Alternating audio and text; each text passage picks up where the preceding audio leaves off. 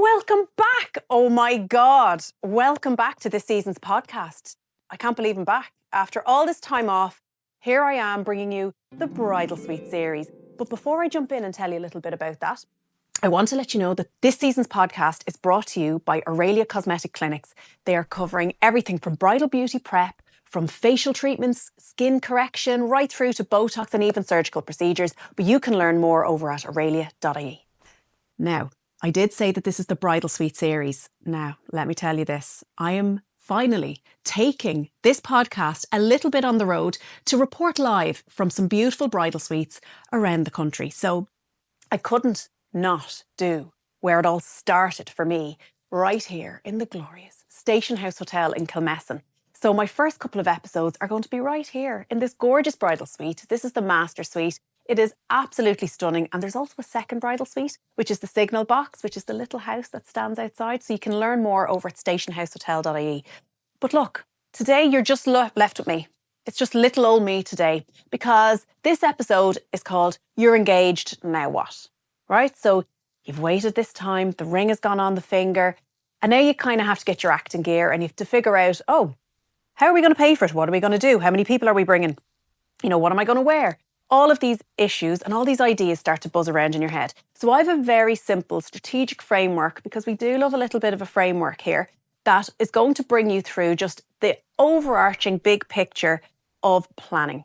So introducing the PLAN method, PLAN.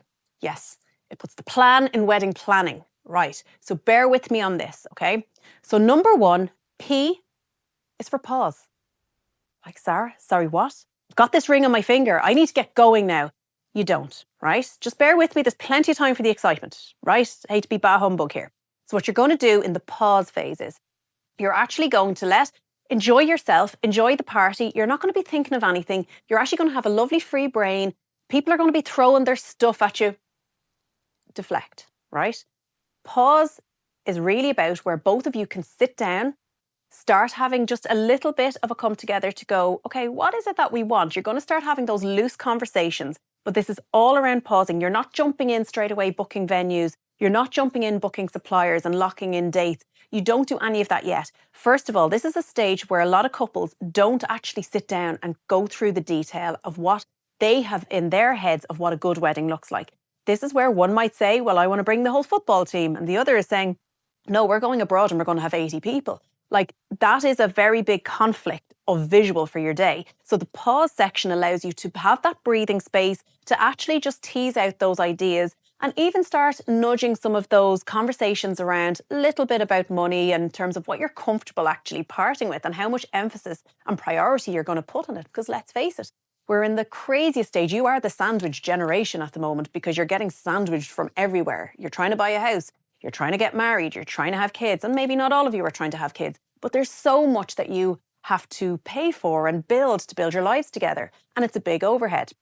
So the pause phase allows you just to step out, get on the same page and think about, okay, what is it that we actually want as a couple, right? And negotiate and compromise. Probably the first time you're going to have to really compromise in your relationship. Okay, so we've got pause.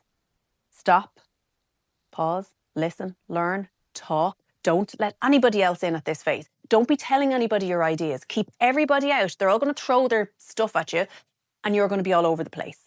Pause is about clarity and crispness. Now you're good and you can now go to the look phase. So we've done P, we're now on L, the look phase. So look is where you actually do the looking, okay? You've already matched out this big picture idea. Now when you go to look, everything should be aligned with this big picture. So even if you've both agreed we want a country house venue like here, the glorious Station House Hotel, then why is one person going off looking at abroad? That's not what the big picture was. So look allows you to narrow down your choices and get very specific about looking at what it is that you want to deliver on. In the look phase, you're going to look at your budget. You're going to think about, do we've already savings? Do we need to save from scratch? Are we going to have to get help from parents? Are we getting a loan? Like, these are conversations where you need to lay bare your financial situation to each other. And for some couples, and believe it or not, I know a lot of you live together, but for some couples, they haven't actually ever really had deep conversations about money. So in this phase, you want to be thinking about, okay, if an average wedding in Ireland is bandied at anything from 30, 40k, whatever is comfortable, you need to actually go, okay, park what everybody else is saying a wedding is going to cost until you go shop the market. But what you're going to think about is what can we reasonably save between now and then? So majority of the booking windows at the moment that I'm seeing are about 18 months to 2 years out. So what can you actually save while paying your rent, while paying a mortgage, while feeding your children?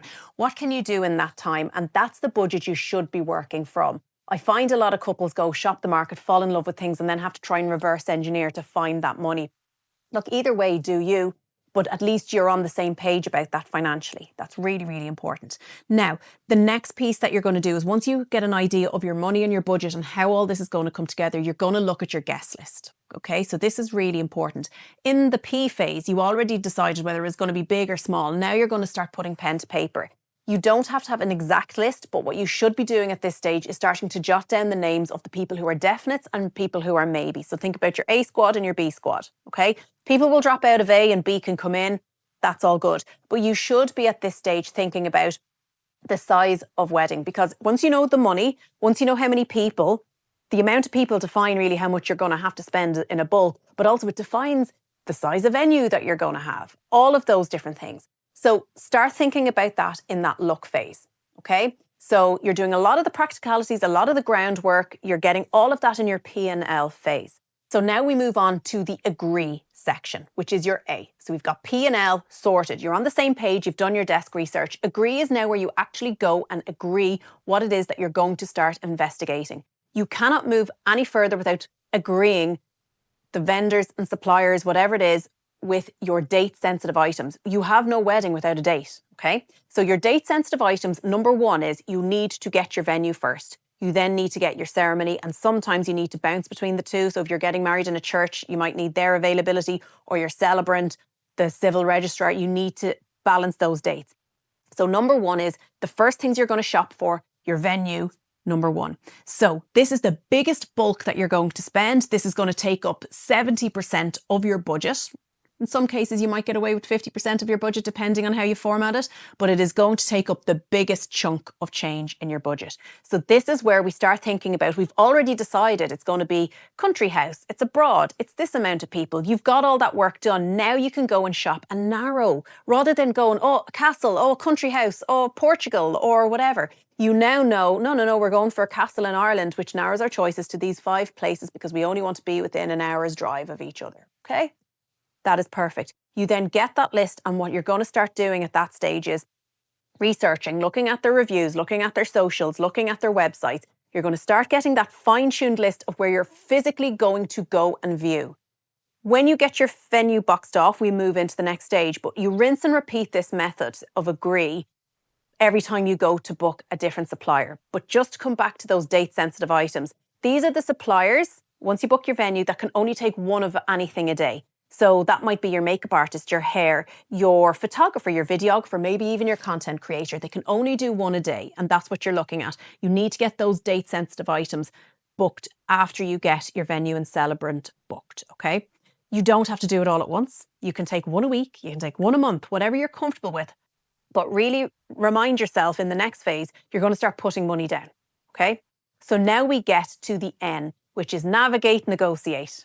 All right, so this is the final piece. So you've done all of the good research. You're going in very clear and concise about what it is you want. You're actually able to weigh up your options, and you're not conflicted with, well, do I want, like, you don't want to get to this stage and only then decide whether you want a country house or a castle. Okay, that's not where you want to be, because you can't price compare those two. So at least if you've narrowed down your 3 castles, at this stage when you start to navigate, you're going to go out, you're going to do your viewings. You're going to look around, you're going to weigh up your price options, you're going to start to see, okay, well, what are the pros and cons?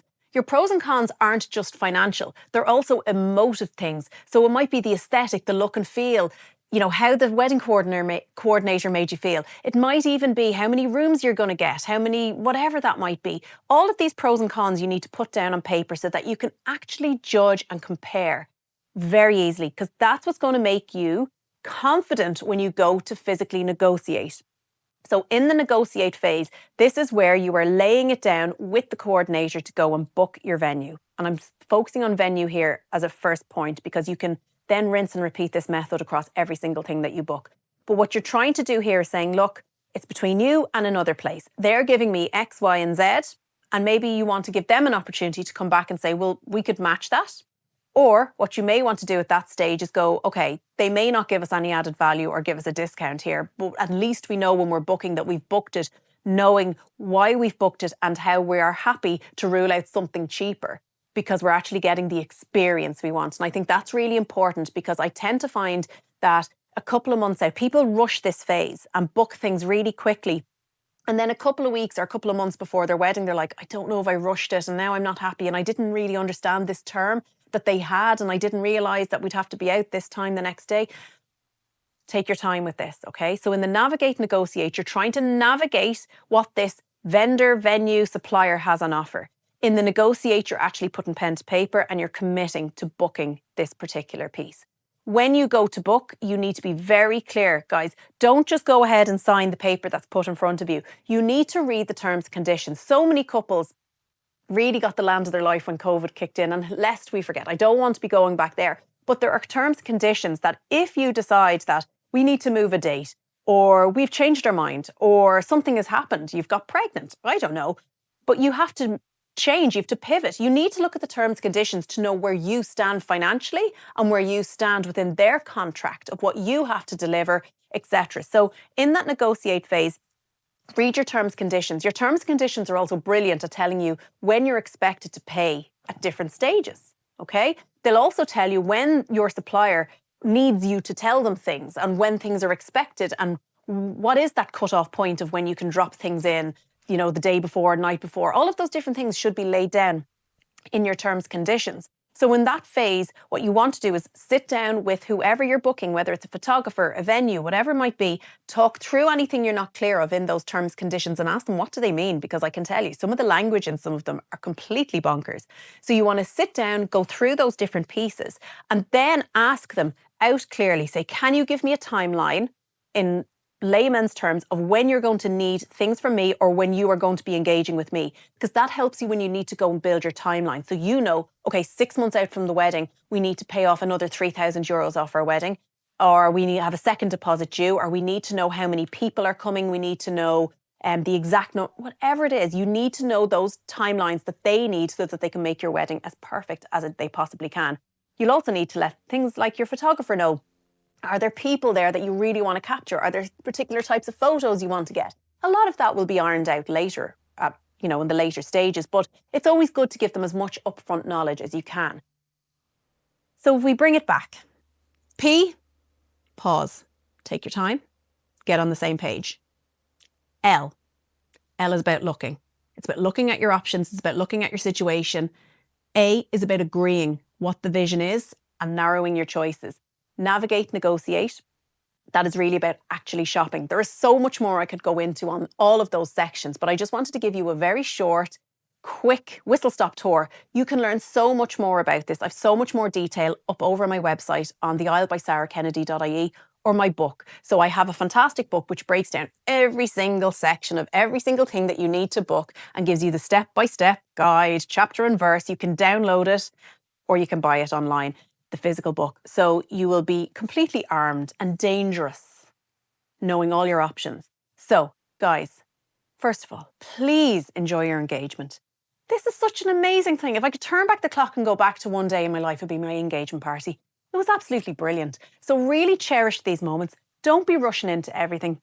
Don't be running yourself into all sorts of debt. Don't get carried away. Get good foundations in your bookings. Follow the plan method. And you can always DM me if you're stuck, okay? Guys, thank you. And I'll see you on the next episode.